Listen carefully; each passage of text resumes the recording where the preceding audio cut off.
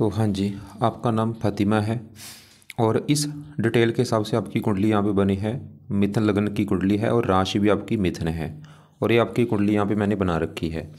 आपने मुझे 3-4 सवाल लिख के भेजे हैं। एक तो आपने बोला आपकी हेल्थ ख़राब हो रही है काफ़ी, और एक आपने बोला है नौकरी नहीं लग रही पिछले 6 महीने से, पैसे की दिक्कत काफ़ी आ रही है, और भी लाइफ में काफ़ी दिक्कतें परेशानियाँ आ रही हैं, कैरियर को लेकर दिक्कत आ रही है। और एक तो ये पूरा आपको मैं विस्तार में समझाऊंगा आपकी दिक्कतें क्यों आ रही हैं। तो सबसे पहले तो आप ये समझो कि जो कुंडली होती है इसमें 12 घर होते हैं। 12 घर पहले आप समझो, वो मैं लिख देता हूँ।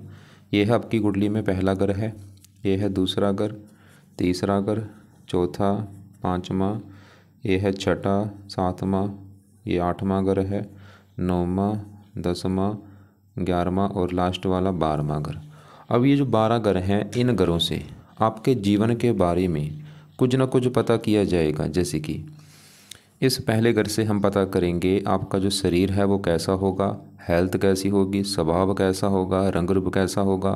दूसरा घर आपके धन का है, खासकर धन जोड़ने का। तीसरा घर छोटे भाई बहनों का। चौथा घर आपकी माता, मकान, वाहन। पाँचवा घर बच्चों का है। ये छठा घर शत्रु, रोग, कर्जे का है। सातवां घर आपके पति का है। आठवें घर से आपकी उम्र देखी जाएगी। नौवें घर से भाग्य देखेंगे। 10वां घर काम काज। 11वां घर आपकी आमदनी लाभ। और 12वें घर से आपके खर्चे देखे जाएंगे। तो आपने यहाँ पे मेरी 2 बातें नोट करनी है। पहली बात, जो मैंने 12 घर लिखे हैं इनको याद कर लो। और दूसरी बात, इन 12 घरों से जो कुछ देखा जाएगा वो याद कर लो।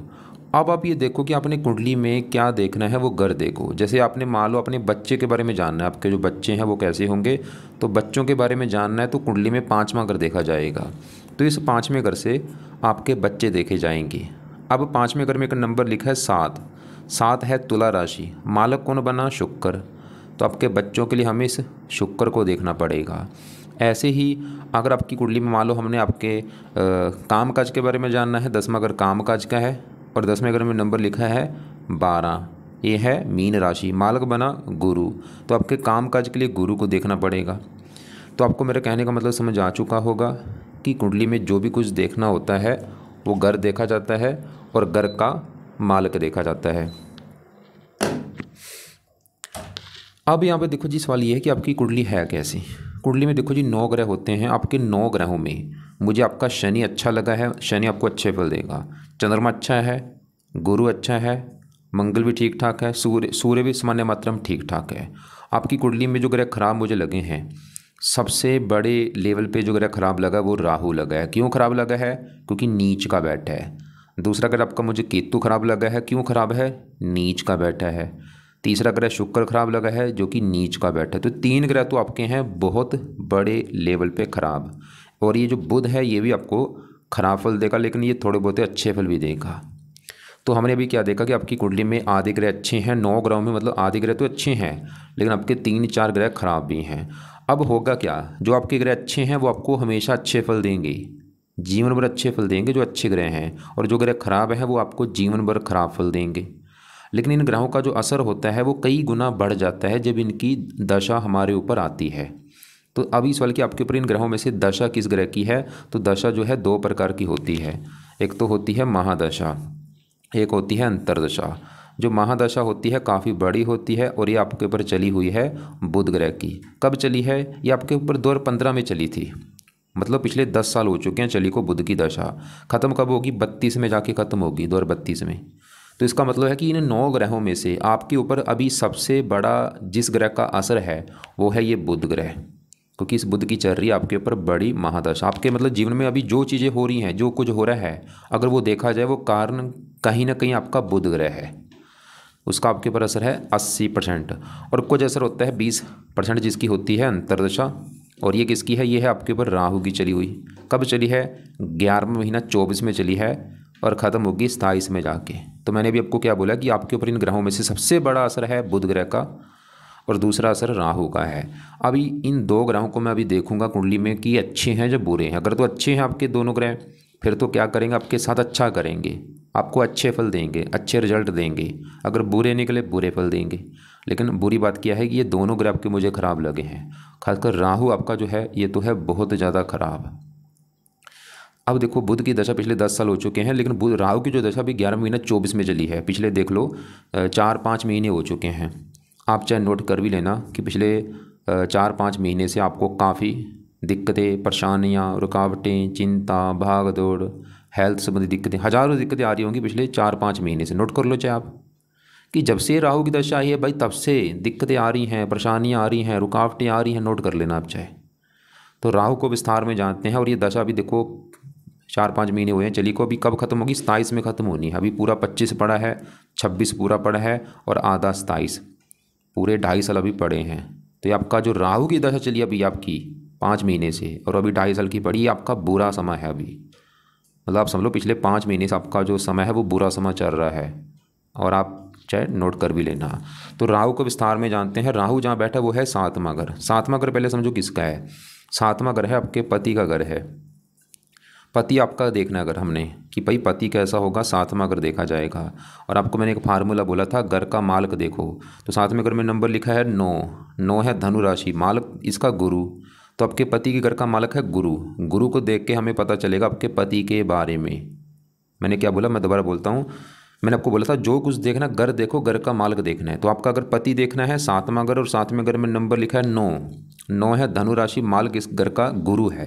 तो इस गुरु को देख के हमें पता चलेगा कि आपका पति कैसा होगा, पति का सुख है या नहीं। और गुरु के अलावा पति घर में कौन बैठा है? आके राहु बैठा है। तो राहु को भी देखना पड़ेगा। तो कम से कम 2 ग्रह देखने पड़ेंगे आपके पति का सुख देखने के लिए। पहले मैं 7वें घर में बैठे राहु की अगर बात करूं, तो राहु जहाँ बैठा है 7वें घर में, वहाँ पे जो 9 लिखा है धनु राशि है, जो कि राहु की नीच राशि है। तो राहु आपका है खराब, क्योंकि नीच का बैठ है। अब आपके मन में एक और बात होगी कि ये ग्रह अच्छे बुरे होते क्यों हैं। नोट कर लो, ये जो 9 ग्रह हैं, अगर अपने घर में बैठे हैं, जो इनका अपना घर है, बहुत अच्छे फल देते हैं। दोस्त के घर में जाके बैठे हैं, वहाँ पे भी अच्छे फल देंगे। उच्च के बैठे हैं, वहाँ पे भी अच्छे फल देंगे। लेकिन अगर ये ग्रह नीच के बैठ चुके हैं, अच्छे फल नहीं देते। अब राहु आपका जहाँ बैठा है 7वां घर, वो वहाँ पे जो 9 है धनु राशि में नीच का बैठा है। इसकी वजह से राहु आपका है बहुत ज़्यादा खराब। अब आपको पता चल चुका कि राहु आपका खराब है क्योंकि नीच का बैठा। अब सवाल है कि राहु खराब फल देगा क्या? राहु जहाँ बैठा है 7वें घर में, 7वें घर को खराब कर देगा। 7वां घर है पति का घर। राहु आपको पति का सुख में कमी कर देगा। अब वो पति के सुख में देखो जी कमी क्या करेगा, मुझे कन्फर्म नहीं, लेकिन पति के सुख में कमी करेगा जरूर आपको। और ऐसी मैंने हज़ारों कुंडलियाँ देखी हैं, जब भी राहु 7वें घर में होता है, सबकी वैसे दिक्कत अलग अलग होती है। मेरे पास जो केस आते हैं, कुंडलियाँ आती हैं 7वें घर में जब राहु होता है, जहाँ तो कई बार ऐसे लोगों का विवाह होता नहीं, या विवाह होता है काफ़ी देरी से होता है, उम्र निकल जाने के बाद, या ऐसे लोगों का मैंने देखा डिवोर्स हो जाता है। ज़्यादा वैसे केस मैंने देखे हैं राहु डिवोर्स करा देता है। पहले विवाह में सुख नहीं मिलता, दूसरे विवाह में सुख मिलता है। तो राहु आपके साथ भी कुछ ना कुछ गड़बड़ करेगा, मतलब आपकी पति संबंधी, क्योंकि पति घर में बैठा पति को लेकर दिक्कतें पैदा जरूर करेगा। जहाँ तो आपकी पति से आपके लड़ाई झगड़े रोजाना होंगे अभी, मतलब राहु की दशा में खासकर ज़्यादा होंगे। आप चाहे नोट कर लेना, पिछले 5 महीने से आपको पति संबंधी दिक्कतें आ रही होंगी। जो आपका पति है, जहाँ तो उसके साथ आपके लड़ाई झगड़े हो रहे होंगे, या पति का बीमार होना, या पति काम काज में दिक्कतें आना। और कई बार लड़ाई झगड़े इतने होते हैं, मैंने बोला डिवोर्स भी हो जाता है। पहले विवाह में देखा मैंने, ये देखा राहु कई ज़्यादातर मैंने देखा 2 विवाह करा देता है। जब 7वें घर में होता है 2 विवाह के योग लेके बैठता है यहाँ पे। अब तो राहु एक तो आपको पति को लेकर दिक्कतें पैदा करेगा, कुछ ना कुछ दिक्कत आएगी, कुछ भी दिक्कत हो सकती है अभी। और खासकर ये 2.5 साल में पति वाली दिक्कत ज़्यादा आएगी आपको। इसे 2.5 साल के अंदर पति को लेकर दिक्कतें ज़्यादा आएंगी। और 7वां अगर आपकी है, ये पति का तो है, 7वें घर से और भी कुछ देखा जाता है। 7वां अगर होता है इनकम का, जो आपकी डेली की इनकम है, रोजाना की इनकम, उसको भी देखा जाएगा। तो आप राहु क्या करेगा, आपकी डेली की इनकम, रोजाना की इनकम को भी लेकर दिक्कतें पैदा कर देगा, मतलब आपके काम काज में दिक्कतें पैदा कर देगा। और आप फिर नोट कर लेना कि 5 महीने से आपको काम काज में दिक्कतें आ रही होंगी। और भी राहु, जैसे आपने बोला था गुप्त रोग हो रहा है, 7वें घर से गुप्त अंग देखे जाते हैं। तो आपको जो गुप्त रोग हो रहा है वो भी कारण राहु है, क्योंकि 7वें घर से मैंने बोला गुप्त अंग देखे जाते हैं। और राहु पार्टनरशिप का भी घर है। अगर आप पार्टनरशिप में काम करेंगे आपको नुकसान होगा। पार्टनरशिप में काम बिल्कुल आपने नहीं करना। राहु की दृष्टियाँ में 5वीं पड़ेगी 11वें घर के ऊपर। यहाँ पे शत्रु राशि, ये आमदनी का घर है, इनकम को लेकर दिक्कतें, लाभ नहीं होगा, प्रॉफिट नहीं होगा। लगन को देख रहा है आपको, आपकी हेल्थ भी खराब कर देगा राहु, आपको क्रोधी बनाएगा। इसकी दशा में आपका गुस्सा बढ़ गया होगा। आप नोट कर लेना, 5 महीने से आपको गुस्सा ज़्यादा आ रहा होगा, गुस्सा बढ़ गया होगा, चिंता बड़ी होगी, डिप्रेशन बड़ा होगा, और कामों में रुकावटें आपकी बहुत सारी आ रही होंगी 5 महीने से। नोट कर लो चाहे कि पिछले 5 महीने से बहुत सारी कामों में रुकावटें आ रही हों। कोई भी जो काम आप कर रहे हैं उस काम में आपको आसानी से सफलता नहीं मिल रही होगी, काफ़ी आपको प्रयास करने पड़ रही होंगी। परेशानियाँ, चिंता, भाग दौड़, हेल्थ ख़राब होना, धन फजूल खर्च होना, लोगों से लड़ाई झगड़े होना, क्योंकि भाई राहु एक तो वैसे ही जब ये दशा आती है बुरे फल देता है। आपका बुरा क्यों है ज़्यादा? क्योंकि नीच का बैठा है, ये मुझे अच्छा नहीं लगा। नौमी यहाँ पे पड़ेगी। बस आपको मेरा समझाने का देखो मतलब क्या है, बस आपको मैं ये समझा रहा हूँ कि आपकी लाइफ में जो दिक्कतें आ रही हैं मैं गारंटी से स्टाम्प पेपर पे लिख के दे सकता हूँ, राहु की वजह से आ रही हैं। जो भी दिक्कतें हैं, चाहे आपकी हेल्थ ख़राब हो रही है, चाहे नौकरी नहीं लग रही, चाहे आपको पति संबंधी दिक्कतें आ रही है, राहु को सही करो। और ये दशा भी 2.5 साल की पूरी पड़ी है। अब यहाँ पे सवाल है कि राहु के क्या उपाय करने हैं। देखो जी, राहु को सही करने, तो राहु के जो उपाय हैं उसमें से पहला उपाय है आप राहु कवच का पाठ आपने पढ़ना है या इसको सुनना है। दूसरा है राहु स्रोत का पाठ, स्रोत्र इसे। तो ये 2 पाठ है, दोनों पाठ शाम के समय या रात के समय 2-2 मिनट के पाठ है, 4 मिनट आपके लगेंगे। जहाँ तो इनको पढ़ लिया करो अगर पढ़ने आते हैं, या इनकी ऑडियो लगा के इनको सुना करो। और अगर आपके पास टाइम हो तो इनको आप 2-3 बार भी सुन सकती हैं। एक बार सुनने के बाद दोबारा फिर सुन लो, दोबारा फिर सुन लो, ऐसे। और ये दोनों पाठ आपने जब तक ये दशा आपकी स्थायी तक रोजाना पढ़ने हैं या इनको सुना करो। तीसरा उपाय जो सबसे बेस्ट है वो है राहु की वस्तुओं का दान करो। दान क्या करेगा? राहु की जो पावर 17 है इसको 0 कर देगा, शांत कर देगा, बिल्कुल राहु आपका शांत हो जाएगा। और ये दान क्या होता है आपको मैं वीडियो अलग से भेज दूँगा, उसको देख लेना। और हो सके तो ये रोजाना दान करो। कई प्रकार के दान हैं। आज का आपने मान लो कोयला कर दिया दान, कभी कंबल कर दिया, कभी नारियल कर दिया, कभी सतनाजा कर दिया। ऐसे जो भी दान है वो चेंज करके किया करो। और दान करते समय राहु का मंत्र मन में बोल के दान करना है। राहु का रंग है नीला, नीले कपड़े पहनने बंद कर दो आप। चौथा उपाय जो है, राहु कुछ देवी देवताओं के पाठ पूजा से प्रसन्न होता है, जिसमें से एक तो नंबर है शिव जी का। शिव जी की पूजा उपासना कर लो, या हनुमान जी की पूजा उपासना कर लो, या दुर्गा जी की पूजा उपासना कर लो, या माता सरस्वती। ये जो 4 देवी देवता मैंने बोले हैं, मैं आपको फोर्स नहीं करूँगा कि चारों की पूजा उपासना करो, लेकिन चारों में जिसकी पूजा उपासना अच्छी लगती है उसकी जरूर करो। चाहे शिव जी की कर लो, चाहे हनुमान जी की, चाहे दुर्गा जी की, चाहे माता सरस्वती जी की। इनके मतलब आप मंदिर जा सकती हैं, या इनके कुछ ना कुछ पाठ जरूर पढ़ा करो। या आपका जो धर्म है, जिस धर्म को आप मानती हैं वो धर्म के पाठ पूजा करो। क्योंकि राहु देखो जी, जो बनता धार्मिक होता है क्योंकि आपने क्या लिखा था आप पाठ पूजा नहीं करती, ऐसे तो काम आपका चलेगा नहीं। कितना आपने देखो लिख रखा है 9 पाठ पूजा। ऐसे देखो मैंने क्या बोला, राहु जो बनता धार्मिक है, पाठ पूजा करता, राहु उसको कोई कष्ट नहीं देता। तो पाठ पूजा आपको करनी पड़ेगी। जहाँ तो ये पाठ पूजा कर लो। देखो राहु के जो पाए मैंने बोले 3 पाए, ये तो है लाजमी, ये तो है कंपलसरी। चाहे जो मर्जी आपका धर्म है, ये पाठ जरूर आपने पढ़ने हैं, चाहे सुनने हैं, और दान जरूर करना है। 3 उपाय तो है कंपलसरी। जो नीचे चौथे वाला उपाय है वो आपके ऊपर डिपेंड है। और बाकी जहाँ आपका जो धर्म है वो पाठ पूजा करो। अब एक आपको मैं वीडियो और भी भेजूंगा कि जब राहु की दशा आती है हमें क्या पाठ पूजा करनी चाहिए। उस वीडियो को आप एक बार देख लेना। अब हमने अभी देखो जी क्या देखा कि आपकी कुंडली में जो ग्रह में से सबसे ज़्यादा ग्रह खराब था राहु। बुरी बात है कि उसी की पिछले 5 महीने से आपकी चली हुई है दशा, अभी भी 2.5 साल की पड़ी है। और राहु आपको जो भी दिक्कतें आपकी आ रही हैं, राहु कारण है। और अभी दशा भी तो पड़ी है देखो 2.5 साल की, आगे भी अभी दिक्कतें देगा आपको। तो इसलिए राहु के जो पाए अगर आप करते हैं दिक्कतें नहीं आएंगी। और इन पाठ पूजा के टाइम में नोट कर लो, मीट नहीं खाना आपने, बिल्कुल मीट खाना बंद कर दो 2.5 साल के लिए। अंडे खाने बंद कर दो। और भी नशे अगर कोई करती हैं आप बंद कर दो। गाली गलौज करने से बचो, बिल्कुल जुबान के ऊपर कोई गाली गलौज आपकी नहीं आनी चाहिए। निंदा आपने किसी की नहीं करनी। प्यार से बोलो, गुस्सा करने से बचो। अब आगे बढ़ते हैं क्योंकि आपके ऊपर देखो बड़ी दशा बुध की है। और यार राहु के बारे में आपको थोड़ा सा मैं दिखा भी देता हूँ। देखो मिथुन लग्न है, 30 पहले घर में देखो क्या लिखा है 3 है, ये मिथुन लग्न है, राहु आपका बैठा है 7वें घर में। थोड़ा सा मैं शास्त्रों में आपको दिखा देता हूँ इसके बारे में लिखा क्या है। तो आपका देखो जी मिथुन लग्न है, राहु 7वें घर में। ये देखो मिथुन लग्न में राहु की स्थिति 7वें भाव में। राहु की ये स्थिति 7वें भाव के लिए शुभ नहीं कहेगी, जहाँ तक ये गृहस्थ सुख में कमी रहेगी। देखो लिख रखा है, मतलब ये सबसे बड़ी दिक्कत आपके विवाह में पैदा करेगा। अब देखो जी, क्योंकि जैसे आपके ऊपर बड़ी दशा बुध की, वो पिछले 10 साल हो चुके हैं चली को। सवाल कि बुध कैसा है, उसका असर भी आपके ऊपर ज़्यादा है। और बुध आपका मैंने देखो बुध भी आपका, सवाल कि बुध अच्छे बुरा, बुध भी आपका मुझे ख़राब लगा है। लेकिन राहु और बुध में देखा जाए तो राहु तो भाई बहुत ज़्यादा ख़राब है, मतलब बुध खराब है लेकिन वो भी इतना ख़राब नहीं जितना ये राहु ख़राब है। राहु तो बुध से 100 गुना ज़्यादा ख़राब है। ये जो राहु आपका, बुध भी ख़राब है मैं मानता हूँ। अब बुध कहाँ बैठा है, 6ठा घर। अब सवाल ये भी है कि बुध क्यों खराब, मैंने बोला क्योंकि जहाँ बैठा है 6ठे घर में, खराब घर है 6ठा घर।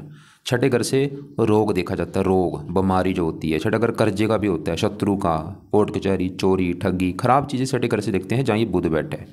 तो बुध खराब होने का पहला कारण है ये छठे घर में बैठा है खराब घर में, और वहाँ पे जो 8 लिखा मंगल घर में बैठा है, तो बुध मंगल को अपना दुश्मन मानता है, दुश्मन के घर में आके बैठा। बुध आपको क्या खराब बोल देगा, सवाल ये है। छठा घर है रोग, तो बुध भी आपको रोगी बनाएगा, हेल्थ को ख़राब कर देगा आपकी। कौन सी खराब, जैसे कोई त्वचा संबंधी दिक्कत आना, या और कोई चर्म रोग होना, या और कोई बुध के जो रोग है आपको हो सकते हैं। छठा घर शत्रु, बुध आपके शत्रु बढ़ा देगा। छठा घर कर्जे का, बुध आपको कर्जदार भी बना सकता है। और बुध इस कुंडली में 2 घरों का मालक है, उन 2 घरों को लेकर दिक्कतें ज़्यादा आएंगी। एक तो बुध का घर है ये पहला घर, और पहले घर से आपका शरीर देखा जाएगा, हेल्थ देखी जाएगी, आपका स्वभाव, रंग रूप। मतलब अगर आपका, हमने ये देखना कि आपका शरीर कैसा होगा, हेल्थ कैसी होगी, तो पहला घर। और पहले घर में 3 लिखा है, मालक बुध देखना पड़े, और बुध कहाँ बैठा है, छठे घर में रोग के घर। मतलब शरीर देखो, शरीर उठ के चला गया छठे घर में रोग, तो बुध आपको रोगी बनाएगा। मतलब बुध की जो दशा चली है ये आपकी हेल्थ को लेकर दिक्कतें पैदा करेगा। शरीर छठा घर शत्रु का, शत्रु बढ़ा देगा। छठा घर कर्जे का, कर्जदार बना देगा। और बुध इस चौथे घर का भी मालक है कुंडली में। चौथे घर में जो 6 लिखा है, कन्या राशि, मालक बुध। छठा घर, चौथा घर जो है, इस चौथे घर से आपकी माता देखी जाएगी। माता घर का मालक बुध है, और बुध छठा घर रोग। बुध आपकी माता को भी बीमार कर देगा, और माता से आपके मन मुटाव, लड़ाई झगड़े होंगे। चौथा घर मकान का है, बुध की वजह से आपको मकान को लेकर दिक्कतें आएंगी, वाहन को लेकर दिक्कतें। और भी बुध बिजनेस का कारक होता है, बिजनेस में दिक्कतें, मतलब बुध के भी आपको उपाय करने पड़ेंगे।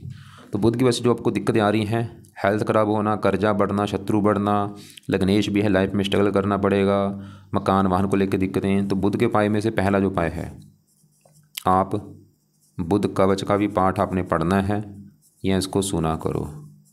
और दूसरा है बुध स्त्रोत्र का पाठ, 2-2 मिनट के पाठ हैं। ये पाठ आपने सुबह पढ़ने हैं, सुबह के टाइम इनको पढ़ना है या सुनना है। और इनको भी आप 2-3 बार पढ़ सकती हैं। एक बार पढ़ने के बाद दोबारा फिर पढ़ लो, ऐसे रोजाना पढ़ना है। और ये बुध की पाठ जब तक ये 32 तक दशा है, पढ़ते रहो आप। तीसरा उपाय है, बुध के जो देवता हैं वो हैं गणेश जी।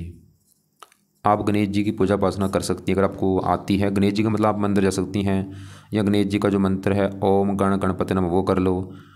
बाकी मैं फोर्स नहीं करूँगा, लेकिन पहला और दूसरा उपाय आपने जरूर करना है। गणेश जी का चाहे करो चाहे ना करो। और चौथा उपाय अगर आपको आता है करना, वो है आप बुध देवता का व्रत रख लो। हर बुधवार को बुध देवता का व्रत रखो, कथा करो, आरती किया करो। आरती अब चाहे रोजाना कर दो, बुध देवता की आरती रोजाना सुबह का टाइम कर लिया करो। तो ये 4 उपाय है बुध देवता के लिए। बुध कवच का पाठ पढ़ना है या सुनना है सुबह का टाइम, बुध स्त्रोत्र का पाठ पढ़ना है या सुनना है सुबह का टाइम, गणेश जी की पूजा उपासना खासकर बुधवार को जरूर करो, या आगे पीछे भी आप कर सकती हैं अगर आपको आती है, जहाँ गणेश जी के मंदिर आप जा सकती हैं। और व्रत रखना है बुधवार को बुध देवता का, व्रत कथा सुन लेना, आरती कर लेना। व्रत आपको अगर नहीं आता रखना, आपने अगर आपको लगता है कि भाई मैंने कभी व्रत नहीं रखा है, कोई बात नहीं, छोड़ दो, रहने दो, इसको उपाय को छोड़ दो। अब आरती वैसे यूट्यूब पे आप सर्च करना बुध देवता की आरती, वहाँ पे निकल आएगी। वो आरती आप सुन लिया करो सुबह का टाइम, ये पाठ पूजा करने के बाद। हरे कपड़े मत पहना करो या कम यूज़ करो। 2 आपने कलर कम यूज़ करने हैं, नीला कपड़ा और हरा कपड़ा कम यूज़ करना है। पहन सकती हैं कभी कभार, लेकिन कम यूज़ करो। तो अभी हमने देखो जी क्या देखा कि इन ग्रहों में से आपके ऊपर सबसे बड़ा भी असर जो है आज बुध का है, जो कि हमें अच्छा नहीं लगा क्योंकि वो छठे घर में बैठा है। कुछ अच्छे फल देगा, जैसे बुध आपके घर से दूर जाने की योग लेकर बैठा है कि अगर आप घर से दूर जाती हैं, जो आपकी जन्मभूमि है, आपको फ़ायदा होगा। लेकिन जो राहु है वो तो बहुत ही ज़्यादा ख़राब है। और मैं फिर बार बार रिपीट कर रहा हूँ, पिछले आप 5 महीने से चाहे नोट कर लेना कि जब से ये दशा आई है, पिछले 5 महीने से हज़ारों दिक्कतें आपकी लाइफ में आ रही होंगी। खासकर पति वाली दिक्कतें बड़े लेवल पे आएंगी आपको। अब आगे बढ़ते हैं, आपके दूसरे ग्रह भी एक बार कवर कर लेता हूँ। जैसे कि यहाँ पे 8वें घर में जो शनि बैठे हैं, 8वें घर से काफ़ी चीज़ें हैं, लेकिन 8वें घर से मेन हम उम्र देखते हैं। अगर आपकी उम्र देखनी है 8वें घर में लिखा है 10 मकर राशि, मालक शनि देखना पड़ेगा। और शनि कहाँ बैठा है, इसी घर में बैठा है। तो शनि आपका काफ़ी अच्छा है, 8वें घर में अपने घर में बैठा है। तो शनि आपकी उम्र काफ़ी लंबी कर देगा, आप अपने परिवार में सबसे लंबी उम्र की होंगी। और भी अच्छे फल देगा। भाग्य, घर से दूर जाने पर आपका भाग्य ज़रा साथ देगा, शनि दिखा रहा है। अब देखो जी, आपके ये जो पहला घर है, जिसमें मैंने आपको क्या बोला था, 12 घरों से कुछ ना कुछ देखा जाएगा। 7वां घर आपके पति का है, 5वां घर आपके बच्चों का है, 4था घर आपकी माता का है, 3रा घर छोटे भाई बहन। ऐसे जो पहला घर है ये आपका घर है। मतलब आप जो है, आप क्या है, फतिमा कैसी होगी, फतिमा का शरीर कैसा, पहला घर हमें देखना पड़ेगा और पहले घर में नंबर 3 लिखा है मालक बुध हमने देखना पड़ेगा और बुध अभी हमने देख लिया है जो कि हमें अच्छा ज़्यादा नहीं लगा। अब पहले घर में चंद्रमा और केतु बैठे हैं आके इन दोनों को भी देखना पड़ेगा आपका शरीर हेल्थ स्वभाव देखने के लिए। तो पहले मैं पहले घर में बैठे केतु की बात करूँ, वो यहाँ पर जो 3 लिखा है मिथुन राशि में नीच का बैठा है।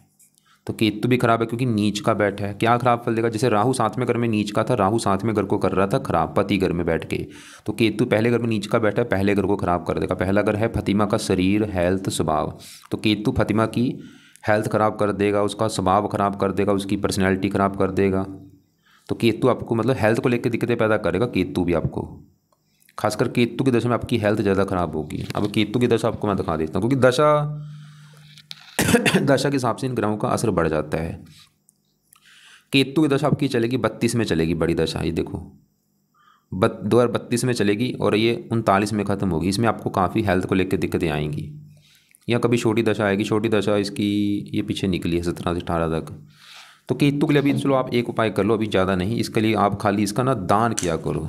केतु का जो दान है वो करना है आपने। क्या दान है, रोजाना कुत्तों को रोटी डालो, या रोटी कुत्तों को डाल दो, या बिस्कुट डाल दो, कुछ ना कुछ कुत्तों को डाल दिया करो, इससे केतु आपको बुरे फल नहीं देगा। अब आपकी इस चौथे घर में जो शुक्र बैठा है इसकी बात करते हैं। पहले समझिए जो 5वां घर है, 5वां घर है आपकी संतान का घर है। संतान मतलब आपके बच्चे जो है वो अगर देखने हैं 5वें घर से देखे जाएंगे, और फार्मूला है 5वें घर का मालक देखना है। तो 5वें घर में लिखा है 7 तुला राशि, मालक है शुक्र। तो इस शुक्र को हमने देख के डिसाइड होगा आपके बच्चों के बारे में कि शुक्र अच्छा है या बुरा है। अगर शुक्र अच्छा है तो बच्चों का सुख मिलेगा अच्छा, अगर शुक्र खराब हुआ तो बच्चों को लेके आएंगी दिक्कतें। अब शुक्र आपका चौथे घर में, वहाँ पे जो 6 लिखा है कन्या राशि में नीच का बैठा है, गड़बड़ हो चुकी है, नीच का है। तो शुक्र आपको बच्चों को लेकर दिक्कतें पैदा करेगा, संतान संबंधी चिंता आपको आएगी शुक्र की वजह से कुछ ना कुछ, जैसे कि संतान का बीमार होना या थोड़ा बहुत संतान से मनमुटाव होना, ऐसी दिक्कत आएगी।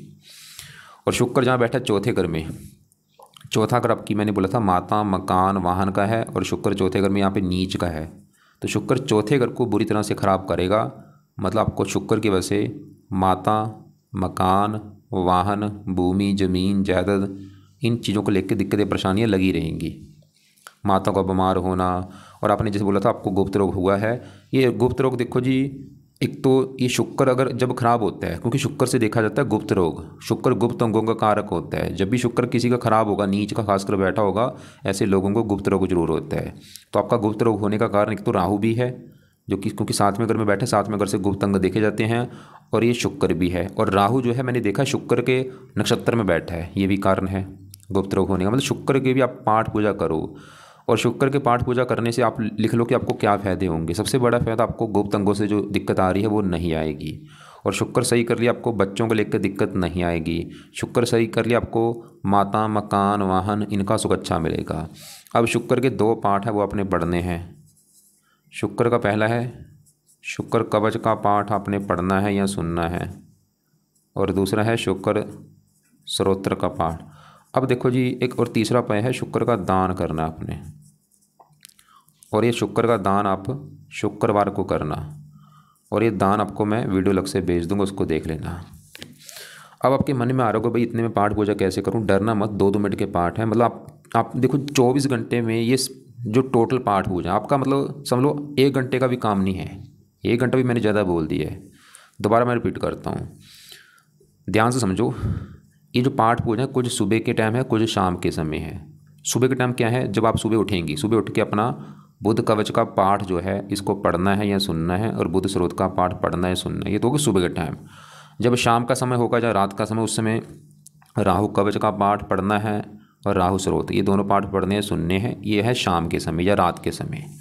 अब शुक्र के जो पाठ हैं सवाल कि ये कब आपने करने हैं, तो ये आपकी चॉइस है, चाहे सुबह कर लो चाहे शाम को कर लो। और इसको मैं बोलूँगा अभी आप चाहे रुक जाओ, आप इसे ऐसे करो 1 महीने के बाद शुरू कर देना। क्यों ऐसे मैंने बोला, ताकि आपको देखो जी हो सकता है एक साथ सभी पाठ पूजा करने में दिक्कत आए, क्योंकि आपने क्या बोला था कि आपने कभी पाठ पूजा किया नहीं, तभी बोल रहा हूँ कि शुक्र के दोनों पाठ अभी रुक जाओ, आप 1 महीने के बाद इनको शुरू कर देना। और जब शुरू करेंगे शुक्रवार को शुरू करना, और बुध के पाठ जब आप शुरू करेंगे बुधवार को शुरू करना सुबह के टाइम में, और राहु के पाठ शनिवार को शुरू करने हैं। बाकी राहु का जो दान है सवाल कि कब करना है, ये तो मैं बोलूँगा रोजाना किया करो, इसको तो चाहे आज से शुरू कर दो राहु का दान। बुध का दान आपको नहीं बोला, शुक्र का दान भी करना है शुक्रवार को। और राहु का और शुक्र का क्या दान है आपको मैं वीडियो अलग से भेज दूँगा। आपको मैंने केतु का भी दान बोला था, केतु का दान है कुत्तों को रोटी डालना। बाकी देखो जो आपका मैंने बोला था राहु, ये जो 7वां घर पति का घर है कि पति कैसा होगा 7वां घर। 7वें घर में मैंने बोला था राहु को भी देखना पड़ेगा आपके पति के लिए, और 7वें घर में जो 9 लिखा है मालक गुरु को भी देखना पड़ेगा आपका। वैसे गुरु अच्छा है, तीसरे घर में बैठा है, सूर्य की राशि है मित्र राशि, और ये 5वीं दृष्टि अपने घर को देख रहा है। मतलब गुरु फिर भी ये दिखा रहा है कि पति को सुख मिलेगा। गुरु पति के लिए अच्छा है क्योंकि अपने घर को दृष्टि दे रहा है, और ये राहु के बुरे फलों को भी काफ़ी कम कर रहा है। लेकिन राहु तो आपका चलो पति संबंधी दिक्कतें दे ही रहा है, लेकिन गुरु फिर भी पति घर का अच्छा कर रहा है। और पहले घर में चंद्रमा, इस दूसरे घर का मालिक जहाँ पे 4 लिखा है कर्क राशि मालिक चंद्रमा, ये भी आपका ठीक है, धन देता रहेगा आपको। खुद की चंद्रमा तो दिखा रहेगा आपको धन मिलता रहेगा। और 6ठे घर में जो मंगल बैठा है ये भी ठीक अपने घर में बैठा है, कई प्रकार की चीज़ अच्छी देगा, सूर्य विरले मिले फल देगा। मतलब ज़्यादा आपके जो ग्रह खराब उनको मैंने आपको ज़्यादा कवर किया है, जैसे कि आपका राहु हो गया, शुक्र, केतु और बुध। अब देखो जो आपको मेरी बात समझ आ चुकी होगी मैं आपको क्या समझा रहा हूँ। आपने मुझे 3-4 सवाल लिख के भेजे थे। एक तो आपने बोला है कि 6 महीने से आपकी नौकरी नहीं लग रही, या नौकरी में जो भी दिक्कत आ रही है, मैंने क्या बोला वो कारण क्या है, राहु ग्रह है, क्योंकि पिछले 5-6 महीने से आपकी चल रही राहु की दशा। चाहे हेल्थ ख़राब हो रही है राहु कारण है, और भी जो दिक्कतें आ रही हैं राहु कारण है। बाकी रत्न की बात करें, रत्न कौन सा धारण करना है, रत्न आपने देखो जी कोई रत्न धारण नहीं करना। अगर पहन रखा है कोई भी रत्न जो है उतार के रख दो। सिर्फ करना क्या है, पाठ पूजा करो। रत्न क्या करते हैं, पावर को बढ़ाते हैं। जैसे आपने राहु का गोमंत कर लिया, इसकी पावर बढ़ेगी इसके बुरे फल बढ़ जाएंगे, क्योंकि ये खराब है। रत्न पावर बढ़ा रहा है। शुक्र रत्न करेंगी, इसके बुरे फल बढ़ जाएंगे। केतु का लहसुनिया कर ले, इसकी पावर बढ़ जाएगी। बोल के रत्न कोई धारण मत करना, सिर्फ जो पाठ पूजा बोले वो करो। बाकी जो अभी समाप्त का मैंने बोला है सही नहीं है, इससे राहु की वजह से, क्योंकि राहु आपका खराब है। तो राहु के उपाय खासकर ज़्यादा करो, दोनों पाठ हो सके तो 2-2, 3-3 बार पढ़ा करो या सुना करो। दान जरूर करो, राहु का दान की वीडियो देख लेना। और राहु के लिए मैंने बोला शिव जी या हनुमान जी या दुर्गा जी या माता सरस्वती जी, इनकी पूजा उपासना करो। या आपको जो आपका जो धर्म है उसके जो पाठ पूजा वो आप कर लो। मतलब जिसकी आपको पूजा उपासना अच्छी लगती है धर्म की वो जरूर देखो। ये पाठ राहु के जो पाठ है वो तो पढ़ने जरूर हैं। बाकी शिव जी को आपको मैं फोर्स नहीं करूँगा कि शिव जी का करो चाहे ना करो, मतलब आपकी इच्छा है, अगर करनी है तो कर लो, फ़ायदा होगा। इसके अलावा वैसा करना। फिर भी अगर आपको लग रहा है कि अभी भी कोई बात समझ नहीं लग रही है, कुछ पूछना है आपने, तो मुझे आप कॉल करके पूछ लेना, या आपका जो सवाल होगा वो मुझे व्हाट्सएप पे लिख के भेज देना। तो बाकी इसके अलावा आपको मैं कुछ अलग से वीडियो भेजूँगा, जैसे कि दान राहु का क्या है दान वो देख लेना आप। राहु का दान, शुक्र का दान, ये दान आपको मैं वीडियो भेज दूँगा, उनको देख लेना आप।